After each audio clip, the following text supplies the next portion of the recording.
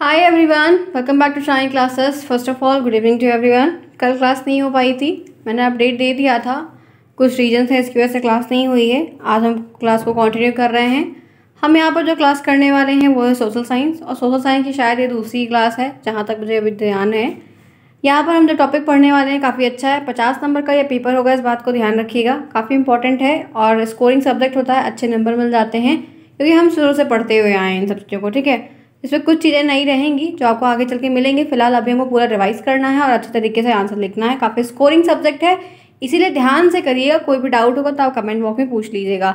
आप सभी लोग नए हैं, पहली बार चैनल पे आए हुए हैं, बहुत सारे लोग आ चुके हैं, तो प्लीज़ चैनल को सब्सक्राइब कर लिए, वीडियो को लाइक कर लिए। टेलीग्राम का लिंक आपको हर वीडियो में कमेंट बॉक्स में पिन करके मिलेगा, वहाँ से ज्वाइन करना होगा। फिर आपको सारी अपडेट वहाँ पर मिलेगी, क्लास की क्या है, नोट्स है, सब कुछ वहाँ मिलेगा। ठीक है, चलते स्टार्ट करते हैं क्लास को। होपफुली समझ में आएगी, इन तक बने रहिएगा, लाइक बिल्कुल करिएगा, भूलिएगा नहीं अगर अच्छा लगता है तो। यहाँ पर हम बात कर रहे हैं, आप शालिनी क्लास साथ बने हुए हैं। सोशल साइंस का ये सब्जेक्ट है, 50 नंबर का पेपर है और आज का जो टॉपिक है वो है भारतीय पुरातात्विक स्रोतों का वर्णन। ठीक है, हमको यहाँ पर स्रोत के बारे में, रिसोर्सेज के बारे में जानना है, जहाँ से हमको इन सारी चीज़ों के बारे में अच्छे से ब्रीफ नॉलेज मिली कि पहले क्या था, कैसे कैसे क्या हुआ। आइए इनके बारे में डिटेल में जानते हैं। सबसे पहले यहाँ पर आता है पुरातात्विक स्रोत, आर्कियोलॉजिकल सोर्स। ये क्या होता है? आपको प्रश्न आएगा कि पुरातात्विक स्रोत से आप क्या समझते हैं, ये क्या होता है। ठीक है, तो आपको लिखना होगा, इस बात को ध्यान रखिएगा। तो आप लिख सकते हैं और बता सकते हैं कि पुरातात्विक स्रोत का संबंध प्राचीन अभिलेख, जो प्राचीन अभिलेख थे, अभिलेख के बारे में मैंने पहले बताया था आपको, जो सिक्के हैं, जो कॉइन्स हैं वो, जो स्मारक हैं वो, जो भवन बने हैं वो, जो मूर्तियाँ हैं वो, तथा चित्रकला से है। पुरातात्विक स्रोत का जो एक सीधा रिलेशन है वो अभिलेख से, सिक्कों से, स्मारक से, भवन से, मूर्तियों और चित्रकला से, आर्ट से है। यह काफ़ी जो ये साधन है ये काफ़ी विश्वसनीय है, बहुत ही बिलीव करते हैं लोग इनमें। इन स्रोतों की सहायता से, इन्हीं सोर्सेस की हेल्प से प्राचीन काल के विभिन्न मानवीय गतिविधियों को काफ़ी सटीक जानकारी मिली है। यही जो सोर्स बचे रह गए, इन्हीं जो स्रोत थे, इन्हीं रिसोर्सेस को खोजा जब गया है तो इनकी जो खोज हुई तो इनसे ही सारी चीज़ें पता चली कि पहले क्या था, कैसे लोग रहते थे, क्या हुआ करता था, कितना डेवलपमेंट था, या उनका जो बौद्धिक विकास का लेवल था वो कहाँ तक पहुँच पाया था, कितनी दूर तक वो विकास कर पाए थे, अपनी जीविका कैसे चलाते थे। बहुत सारे जितने भी क्वेश्चंस हैं वो सारे इन्हीं सोर्सेस की पढ़ाई से ही पता चल गए कि पहले क्या हुआ करता था। इन स्रोतों से किसी समय विशेष में मौजूद लोगों के रहन सहन, कला, जीवन शैली, अर्थव्यवस्था आदि का ज्ञान होता है। ये जो सोर्स हैं, जो रिसोर्स हैं, जो स्रोत हैं, इनसे मतलब इनके जो सामान होते हैं उनको टेस्ट करवाया गया लैब में। कार्बन 14 आपको बताऊंगी, एक होता है कार्बन 14 डेटिंग करके, उसमें जो है ऐसी पद्धति है कि इसमें कोई भी सामान रहता है, पेड़ की छाल रहती है, या पेड़ की छाल तो वो तो काउंटिंग कर लिए, उसमें जितनी रिंग बनी होती है उतना वो काउंट कर लेते हैं कितने साल पुराना है, या कोई सामान रहता है तो कार्बन 14 डेटिंग से या कार्बन 12 डेटिंग से पता चल जाता है। तो वो पद्धति बताऊंगी, एक तो प्रश्न आता है। फिलहाल अभी इतना यहाँ पर समझिए कि जो सोर्सेज हैं, जो सोर्सेज हम खोजे गए हैं, जिनके बारे में हम आज पढ़ रहे हैं, इनसे ये पता चलता था कि जो लोग थे उनका रहन सहन क्या था, उनकी जो लाइफ स्टाइल थी, दिनचर्या थी। जैसे हमारी लाइफ स्टाइल है आज के टाइम की, प्रेजेंट टाइम की, 2022 चल रहा है, वैसे उस समय क्या रही होगी। उनका जो कला थी, हमारी भी कला आज है, हमारी संस्कृति आज है, हमारा रिलीजियस आज है, हमारा कल्चर आज है, उनका क्या था, उनका जीवन शैली कैसी थी, उनकी आर्थिक व्यवस्था कैसी थी। आज हमारी आर्थिक व्यवस्था है, उस समय क्या पैसा था, नहीं था, कैसे होता था, क्या होता था। ये सारी चीज़ों का जो आप आज उल्लेख जान रहे हैं, पता चला है, वो हमको एंशिएंट हिस्ट्री से मिला है। और ये जितना भी है ना सब एंशिएंट हिस्ट्री का है। 3 प्रकार की हिस्ट्री होती है ना, एंशिएंट, मिडिवल और मॉडर्न। तो ये सारी चीज़ें जो हैं वो आपको एंशिएंट हिस्ट्री की है, और आपको डायरेक्ट फर्स्ट सेमेस्टर में एंशिएंट हिस्ट्री को पढ़ना है। आगे जाएंगे सेकेंड में तो आपको मॉडर्न मिलेगा, और नहीं सॉरी मिडिवल मिलेगा, और शायद थर्ड फोर्थ में आपको मॉडर्न मिलेगा। ऐसे देखने को है, वो हर एक चीज़ सेमेस्टर में पता चलेगा, परेशान नहीं होइएगा।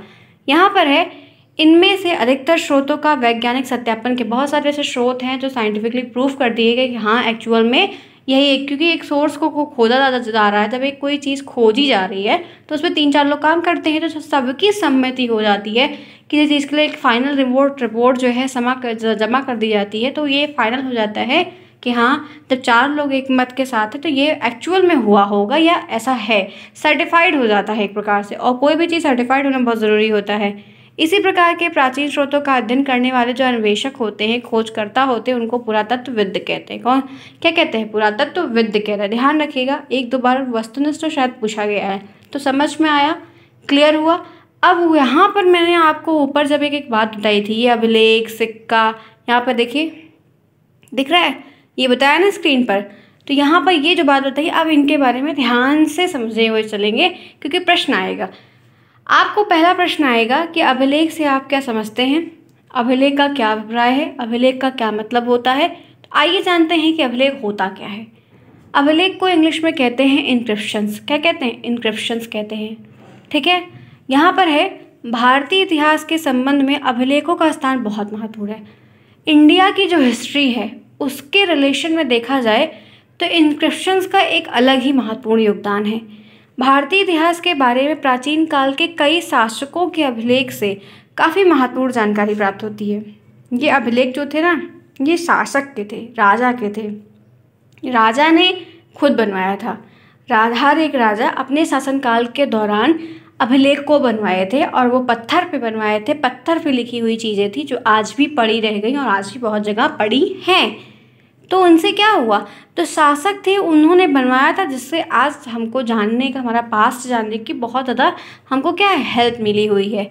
ये अभिलेख पत्थर, स्तंभ यानी कि जो खंभे थे उस तरह के, धातु की पट्टी, मेटल के, मिट्टी की वस्तुओं पर उकरे हुए प्राप्त हुए हैं। और प्राचीन अभिलेखों के अध्ययन को पुरालेख शास्त्र कहते हैं। जो पुराने अध्ययन है, जो अभिलेखों के बारे में पढ़ते हैं, जिन्होंने उनकी खोज की है, उसको पुरालेख शास्त्र कहते हैं। तो यहाँ पर ये ध्यान रखना कि ये नाम और ये अभिलेख होता क्या है। 2 नंबर का प्रश्न आएगा, इस बात को ध्यान रखिएगा। कई बार आया है, हमेशा आता है, हर बार आता है, अभिलेख क्या होता है। फिर कुछ बातें हैं इसके अलावा, इन अभिलेख से उनके राज्य का, वैसे जो शासक थे वो अभिलेख बनवाते क्यों थे, पहली बात तो आप बता सकते हैं कि उनका राज्य का जो विस्तार है, राज्य के बारे में जितनी भी चीज़ें क्या है, कैसे है, तत्कालीन जो सामाजिक, राजनीतिक या आर्थिक विश्वास की जानकारी प्राप्त होती थी। क्या हो रहा है, कैसी कैसी घटनाएं हो रही हैं, क्या कोई चुनाव, मतलब कोई योजना आ रही है, कुछ बताना है तो वहाँ पर लिखवा दिया जाए। तो कोई रूल लागू करवाना है तो उस अभिलेख पर लिखवा दिया जाता था। तो वो सारी जानकारी वहाँ से हमको आसानी से मिल गई। ये अभिलेख मुख्य रूप से शिलाओं में, स्तंभ के रूप में, ताम्रपत्र पर, ठीक है, स्तूपों में, मंदिर की दीवारों पर आदि पर लिखे रहते थे। आज भी लिखे हैं, बहुत जगह लिखे हुए हैं। ठीक है, गुरुद्वारे में कभी आप गए हो तो देखेंगे वहाँ पर बहुत कुछ लिखा, बहुत अलग अलग जगह पे बहुत कुछ आज भी लिखा हुआ मिला है। ठीक है, पत्थर पे ये लोग जाके उसको जो है उस पत्थरों पे लिखवाया करते थे। वो छेनी और हथौड़े की सहायता से जैसा भी करते थे, तो वो डिस्ट्रॉय नहीं हुआ। जो डिस्ट्रॉय हो गया वो तो दब गया, टूट गया, बट बहुत सारे ऐसे थे जो डिस्ट्रॉय नहीं हुए। ठीक है, उनको हम क्या कहते हैं, अभिलेख कहते हैं। शिलाओं पर ऊपर लिखे हुए इस लेख को शिलालेख कहते हैं। शिलाओं के ऊपर लिखे हुए इस लेख मिले हुए हैं, जानकारियाँ मिली हुई है, उनको हम शिलालेख कहते हैं। तो यहाँ तक समझ में आया, क्लियर हुआ। आगे बढ़ते हैं, इसी के साथ देखते हैं स्मारक। स्मारक क्या होता है ये जानते हैं। प्राचीन भवन, मूर्तियाँ आदि भी भारत के प्राचीन इतिहास के अध्ययन करने में बहुत ही महत्वपूर्ण है। जो पुराने भवन हैं, ठीक है, जो किले हैं, वो मूर्तियाँ जो हैं वो भी बहुत महत्वपूर्ण है। उनका एक अहम रोल है। हर एक चीज़ अपने प्रेजेंस के साथ अच्छी चीज़ को लेकर रिप्रेजेंट करती है। इनमें प्राचीन भवन, स्मारक, मूर्तियाँ, अंकित चित्र, उनकी जो कला है उससे समझ में आता है कि ये लोग इतनी बढ़िया आर्ट बनाते थे।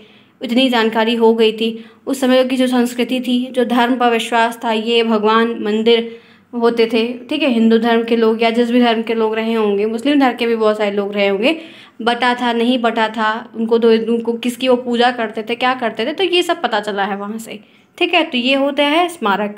नेक्स्ट, कॉइन्स, सिक्के क्या है आप जानते ही हैं। प्राचीन काल में लेन देन के लिए उपयोग की जाने वाली वस्तु विनिमय व्यवस्था, बार्टर सिस्टम। ये क्या होता है पता है, सामान के बदले सामान। तुम्हारे पास चीनी है, हमारे पास गुड़ है, तो तुम चीनी ले लो, हम गुड़ दे देंगे, ऐसा। आपके पास दाल है, मेरे पास आटा है, तो आप मुझे दाल दे दो, हम आपको आटा दे देंगे। यही होता, सामान के बदले सामान। तो उस समय वस्तु विनिमय व्यवस्था थोड़ा देखने को मिली है कि लागू थी। बाद में सिक्के का प्रश्न आया, लेकिन बाद में जैसे राजा लोग आए, चीज़ें बदली, तो सिक्के का प्रश्न आया। ठीक है, तब सिक्के चलने लगे। और ये सिक्के विभिन्न वस्तुओं के थे। जो सिक्के थे वो जिनका पदार्थ था वो बहुत ही मैटर अलग था। कोई सोने का बनवाया तो कोई तांबे का बनवाया, कोई जस्ते का बनवाया तो कोई चांदी का बनवाया। ठीक है, और प्राचीन भारतीय सिक्कों की विशेषता यह है कि इनमें अभिलेख नहीं पाए गए। इनमें जो है कुछ चीज़ें लिखी नहीं हुई थी सिक्कों में, बस जो राजा जो बनवाए हुए थे वो अपनी या अपनी पत्नियों की वो छाप वहाँ पर बनवा देते थे, मूर्ति अपनी छोटी सी एक चित्र बनवा देते थे। आमतौर पर प्राचीन सिक्कों पर चिन्ह पाए गए थे, कोई चीज़ लिखी हुई नहीं मिली थी सिक्कों पर उनका, जैसे कि छोटा सा घोड़े पे सवार है तो या कुछ और है तो वो चित्र अंकित किए गए थे, कुछ लिखा नहीं था उन सिक्कों पर। तो ये बात किसकी हो गई, सिक्के से हो गई। तो सिक्के से जानकारी यहाँ पर मिली कि ये इस समय बना था, ये राजा था, उनका नाम, ये सब वहाँ पर लिखा हुआ था। तो वो खुदाई उदाई हुई, लोगों ने खोज की है तो ये सब वहाँ पर मिला हुआ है। ठीक है, चलिए आगे, तो क्लियर हुआ होगा ना। तो ये सारी चीज़ें मैंने जितनी भी आपको स्मारक के बारे में बताया, कॉइन्स के बारे में बताया और यहाँ पर अभिलेख, ये 3 जो फैक्टर्स मैंने आपको बताए हैं, ये क्या है एक्चुअल में, ये पुरातात्विक स्रोत है, ये आर्कियोलॉजिकल सोर्स है। बहुत इंपॉर्टेंट है, ध्यान रखिएगा। सोर्सेज भी कई प्रकार के होते हैं। इसकी पहले क्लास में मैंने आपको सोर्सेज के बताए थे कितने टाइप के, तो यहाँ पर हमने एक टाइप को देखा जो कि है पुरातात्विक स्रोत। ठीक है, जिन्हें मैंने आपको 3 मेजर फीचर्स बता दिए। अब इसी के साथ आगे बढ़ते हैं तो जो कि है साहित्यिक स्रोत। अब ये लिटरेचर का स्रोत क्या है, लिटरेचर का स्रोत क्या है, इससे क्या पता चला ये जानते हैं। भारत के इतिहास के संदर्भ में कहा जाता है कि सर्वाधिक स्रोत जो है वो साहित्यिक स्रोत है। जो बहुत ज़्यादा ही मेजर फैक्टर को बताते हैं भारत के इतिहास के बारे में, वो लिखित दस्तावेज है। प्राचीन काल में पुस्तक हाथ से लिखी जाती थी। उस समय जो पुस्तक थी वो इंक दबाद वाला जो होता था, इंक वाले पेन, उसका इस्तेमाल करके, या मोर की पंख वाला, वो वैसा करते थे। ठीक है, हाथ से लिखी गई इन पुस्तकों को पांडुलिपि कहते हैं। क्या कहते हैं, पांडुलिपि कहते हैं। ध्यान रखिएगा, प्रश्न आ जाएगा ऑब्जेक्टिव में। पांडुलिपि को ताड़पत्र, भोजपत्र पर, पेड़ की छाल पर, ताड़ का एक पेड़ होता है, उसकी छाल को काटते थे या निकलती थी तो वहाँ पर इसको जो है उसके ऊपर लिखा करते थे। अगर किसी के पास सीबीएसई बोर्ड की एनसीईआरटी की किताब होगी तो वहाँ पर आप देख सकते हैं कि चीज़ें वहाँ पर दी गई हैं। ठीक है, नेक्स्ट यहाँ पर अब देखिए, ये साहित्यिक स्रोत में क्या क्या आएगा वो जानते हैं। तो सबसे पहले यहाँ पे आता है धार्मिक साहित्य। क्या आता है, धार्मिक साहित्य। यहाँ पर क्या है, प्रश्न आ जाएगा, ध्यान रखिएगा। तो यहाँ पर है, भारत में प्राचीन काल में 3 मुख्य धर्मों, हिंदू, बौद्ध और जैन का उदय हुआ था। उस समय हिंदू लोग थे, जैन लोग थे और बौद्ध लोग थे। इन धर्मों का विस्तार के साथ साथ विभिन्न दार्शनिक, विद्वान, धर्माचार्य द्वारा अनेक धार्मिक पुस्तकों की रचना की गई। तो हर एक धर्म में जो बड़े बड़े पुरोहित, पंडित, जो भी लोग रहे हैं तीनों धर्मों में, इन्होंने क्या किया है, इन्हीं के द्वारा धार्मिक पुस्तकें अपने अपने धर्म को लेकर लिखी गई थी। ठीक है, इन रचनाओं में प्राचीन भारत में समाज, संस्कृति, सत्यापन, लोगों की जीवन शैली, अर्थव्यवस्था आदि की पूरी जानकारी मिलती है। हर एक टाइम डिकेड के बाद लोग आए, पहले फिर ये जितने भी लोग आए जो उनके बड़े पूर्वज थे या जो बहुत ही ज्ञानी कह सकते हैं, वो सब लोग ये सब को लिखा करते थे। और लिखते क्या थे कि कैसे शासन चल रहा है, सामाजिक चीज़ें कैसी हैं, आर्थिक चीज़ें कैसी हैं, कैसे काम हो रहा है, दिनचर्या क्या है, जीवन पूरा क्या है। तो वो सारी चीज़ें वहाँ पर लिखी गई और लोगों ने उनको पढ़ा तो ये चीज़ का आकलन कर लिया कि ये चीज़ें तब की थी और तब ये चीज़ें हुआ करती थी। तो धार्मिक साहित्य समझ में आया ना। आइए आगे, वेद, ये आप जानते हैं कितना वेद होता है, 4 वेद होता है। चारों वेद का नाम याद रखिएगा, प्रश्न आता है, ध्यान रखिएगा, गलती मत करिएगा, इस बात को ध्यान रखिएगा, काफ़ी इंपॉर्टेंट है। यूनिट टेस्ट आपके कॉलेज में होगा, आप जाएंगे तो वहाँ पर भी प्रश्न आपको ये सब ऐसे ही प्रश्न देके जाएंगे। ठीक है, और टेस्ट सभी लोग दीजिएगा ताकि उससे प्रिपेयर होगा एग्ज़ाम के लिए। वेद क्या है, वेद का अर्थ यहाँ पर है कि महत्व ज्ञान, अर्थात पवित्र और आध्यात्मिक ज्ञान, जहाँ पर हमको पवित्र बातें जो अध्यात्म से रिलेटेड, अध्यात्म का मतलब क्या, जो भगवान से रिलेटेड है, बहुत सारी चीज़ें ईश्वर के बारे में, संपूर्ण वैदिक इतिहास की जानकारी का जो स्रोत है वो वेद है। ठीक है, हमें बहुत कुछ पता चलता है वेद से, हमको बहुत कुछ जानकारियाँ मिलती हैं। इनकी संख्या कितनी है, 4। ऋग्वेद, सामवेद, यजुर्वेद, अथर्ववेद। ऋग्वेद में क्या है, सामवेद में क्या है, यजुर्वेद में क्या है, अथर्ववेद में क्या है, सब ध्यान रखिएगा, बहुत प्रश्न आता है। ठीक है, और ऋग्वेद सबसे पुराना वेद है, इस बात को भी ध्यान रखिएगा, बहुत सबसे पुराना, सबसे पहला ऋग्वेद है। काफ़ी प्रश्न बनता है, इसीलिए बता दिया कि काफ़ी इंपॉर्टेंट है। ये साहित्यिक स्रोत के एक एक मैटर हैं कि पहले क्या आया, धार्मिक स्रोत आया जिसमें धार्मिक किताबें आई, फिर वेद आ गया। अब तीसरा टॉपिक है वो क्या है, वेदांग। वेदांग कितने होते हैं, 6। ठीक है, ध्यान रखिएगा। वेदों के अर्थ को सरल ढंग से समझने को हम कह सकते हैं कि वेदांग। वेदांग होता क्या, क्योंकि वेद जो है संस्कृत में देखने को मिले हैं, तो लोग अब तो ट्रांसलेशन में मिल रहे हैं, लेकिन पढ़ नहीं पा रहे थे, पढ़ना आसान नहीं था, समझना आसान नहीं था, तो उन्हीं का एक सरलतम रूप बनाया गया था वो होता है वेदांग, जो इनकी संख्या 6 है। शिक्षा, कल्प, व्याकरण, निरुक्त, छंद, ज्योतिष, ये 6 नाम याद रखिएगा, काफ़ी इंपॉर्टेंट है, कई बार पूछा गया है। अति लघुत्तरी का 1 नंबर में भी पूछ लेगा, 2 नंबर में पूछ सकता है, आपको वस्तुनिष्ठ के 1 नंबर में भी पूछ सकता है। ठीक है, तो ध्यान रखिएगा, गलती मत करिएगा, आपको बता रही हूँ। फिर है उपनिषद, यहाँ पर क्या है, ब्रह्म विद्या, ठीक है, प्राप्त करने के लिए गुरु के समीप बैठना, इन्हें वेदांत भी कहा जाता है। एक सेकेंड, ये जो यहाँ पर बातें हैं, ये यहाँ पर हमें लगता है कि ऊपर नीचे कुछ चीज़ें यहाँ पर हो गई हैं, ठीक है, जाने दीजिए, कोई बात नहीं। ये चीज़ यहाँ पर जो बताई गई उपनिषद के लिए, ये वेदांग के सेक्शन में है, ठीक है, इतना ध्यान रखिएगा थोड़ा सा। उपनिषद है, उपनिषद में हर एक चीज़, जैसे धार्मिक चीज़ें हैं, ग्रंथ है, बहुत सारे व्रत हैं, बहुत सारे मंत्र हैं, उनके बारे में जानकारी मिलती है बहुत सटीक तरीके से। आपको क्या करना होगा, आपको प्रश्न क्या आएगा, ये वेद क्या होता है ये पूछेगा, वेदांग क्या होता है ये पूछेगा। 18 उपनिषद लगभग माने जाते हैं, बहुत ही मूल्य है कह सकते हैं, जो मुख्य हैं वो उनकी संख्या के रूप में। और महाकाव्य से आपको ध्यान रखना है, कुछ चीज़ें महाकाव्य से भी कई बार प्रश्न बना हुआ है। महाकाव्य क्या होता है, अभिप्राय बताइए, क्या समझते हैं वो बताइए। तो आप कहेंगे कि रामायण और महाभारत भारत के 2 प्राचीनतम महाकाव्य हैं। 2 महाकाव्य का नाम बहुत ज़्यादा ही फेमस में है, एक रामायण, दूसरा महाभारत। रामायण कौन लिखा है, महाभारत कौन लिखा है, ये प्रश्न बनता है, ध्यान रखिएगा। उपलब्धता साक्ष्यों के आधार पर इनका जो रचना काल है वो 4वीं शताब्दी ईसा पूर्व में देखा गया है। यहाँ पर सिर्फ ध्यान के रखना है कि महाकाव्य का आपको प्रश्न आएगा, 2 महाकाव्य का नाम बताइए, महाकाव्य क्या होता है बताइए, टिप्पणी करिए, अभिप्राय बताइए।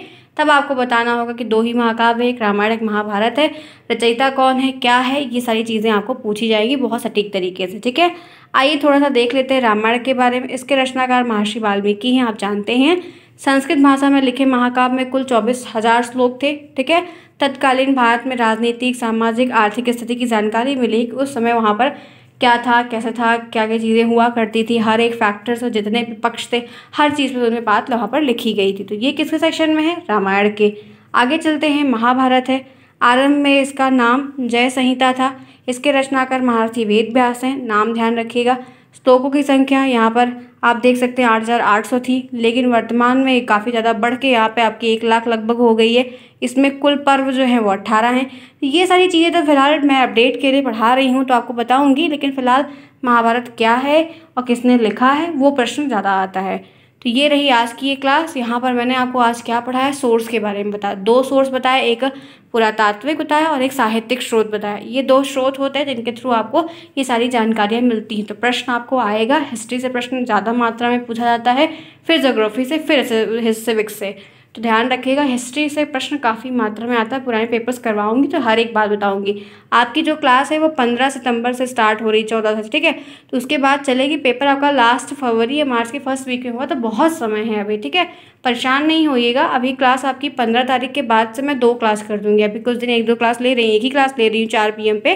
15 तारीख के बाद मैं आपकी 2 क्लास कर दूँगी, टाइम वगैरह बता दूँगी, परेशान नहीं होइएगा। टेलीग्राम ज्वाइन कर लीजिए, वहाँ पर सारी अपडेट आपको मिलेगी, कब क्लास हो रही है, क्या हो रहा है, हर एक चीज़ की इन्फॉर्मेशन आपको मिलेगी। आप चाहिए तो बुक से पढ़ लीजिए, बुक वैसे कॉलेज में मिलती है, नहीं मिल रही है तो परचेज़ कर लिए, आपको जैसा भी अच्छा लगे, जो आपको उचित लगे कर लीजिए। यही सारी नोट्स बनानी है तो टेलीग्राम पर मिल जाएगी, वो भी आप बना लीजिएगा।